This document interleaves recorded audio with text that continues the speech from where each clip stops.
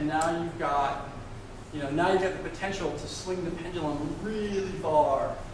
And so, and you should be compensated for your time. I mean, sometimes I watch these shows on TV and I see how much they made, and I'm like, he could have made more if he'd worked at McDonald's. I mean, he spent his whole 3 months working in this house around the clock, learning every lesson and book the hard way, and then they say he'd make $20,000, and I'm like, for the number of hours he put into that, that's a very low return. He did not do well, so.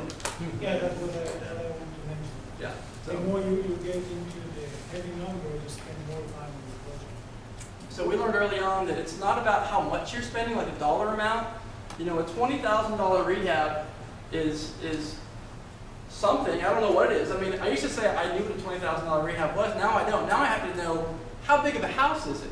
If it's a 4,000 square foot house, a $20,000 rehab is pretty light. That's a big. You're just doing paint and carpet. It's nothing.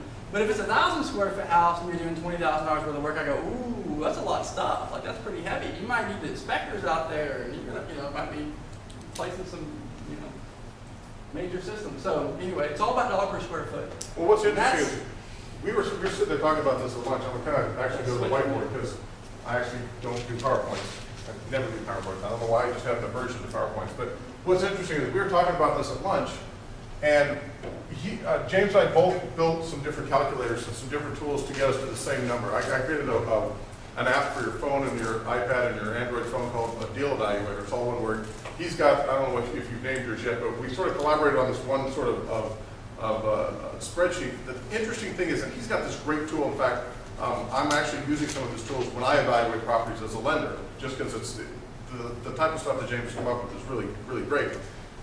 But the interesting thing is, we all look at this, right? This is our magic number. Everything sort of revolves around 70%, right?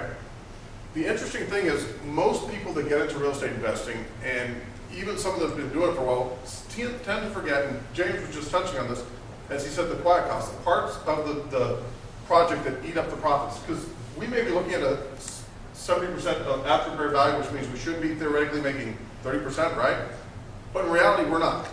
What is our target profit that we must usually get on most deals? Pardon? 15 or 20. 15 or 20, that's right. 15% is, I created in the deal evaluator a target profit of 15%. The reason I use 15% is I'm not about hitting the long ball. I'm all about getting on base. Using the baseball analogy, I want as many deals that I can look at so I can swing at, so I can find maybe the one deal that I thought was just going to be a double or single ends up being a home run, because I might not have seen that otherwise if I only had a 20% margin. So I'm looking at a 15% net take-home bankable spendable money. And when I mean net,